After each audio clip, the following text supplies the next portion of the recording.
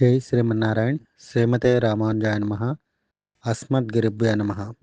భగవద్బంధువులారా, ఈ వారం రాశి ఫలితాల గురించి తెలుసుకుందాం.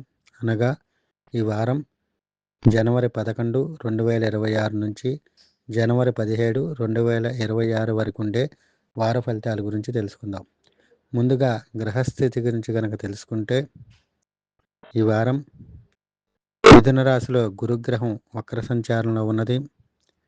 సింహరాశిలో కేతుగ్రహ సంచారం, కన్యారాశిలో చంద్రగ్రహ సంచారము, ధనుర్రాశిలో రవిగ్రహ, బుధగ్రహ, శుక్రగ్రహ, కుజగ్రహ సంచారము, అదేవిధంగా కుంభరాశిలో రాహుగ్రహ సంచారము, మీనరాశిలో శనిగ్రహ సంచారము. అయితే ఈ నెల 13వ తారీఖు తెల్లవారుజామున 3:40 శుక్రగ్రహం ధనుర్రాశిలోంచి మకర రాశిలోకి ప్రవేశిస్తున్నది. అదేవిధంగా జనవరి 14వ తారీఖు 2026 మధ్యాహ్నం 3:10 రవి మకర రాశిలోకి ప్రవేశించడం జరుగుతున్నది. అదేవిధంగా జనవరి 16వ తారీఖు 2026 తెల్లవారుజామున 4:05 కుజగ్రహం ధనుసు రాశిలోంచి మకర రాశిలోకి సంచరిస్తున్నది. ఇది కుజగ్రహానికి ఉచ్చస్థానం. అయితే శుక్రగ్రహ మకర రాశి సంచారం అన్ని రాశుల వారికి అనుకూలమైనటువంటి ఫలితాలను ఇవ్వటం జరుగుతుంది.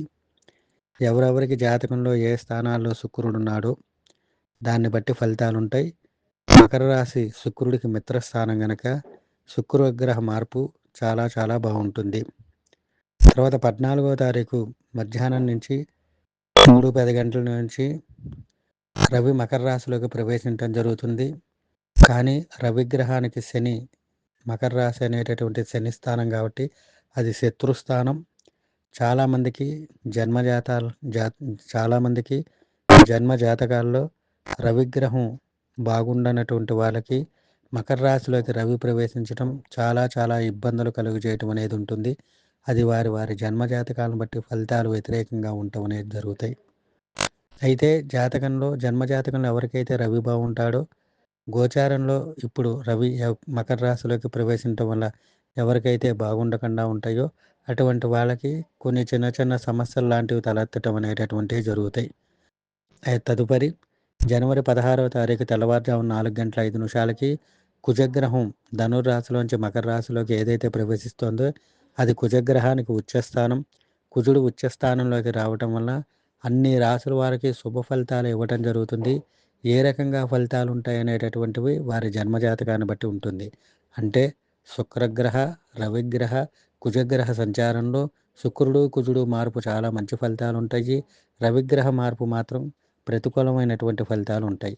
శుక్రగ్రహం ఈ రాశిలో 4 రోజులు, రవిగ్రహం ఈ రాశిలో 4 రోజులు, కుజగ్రహం ఈ రాశిలో 45 రోజులు ఉండటం అనేటటువంటివి జరుగుతాయి. కనుక ఫలితాలు ఈ విధంగా ఉంటాయి.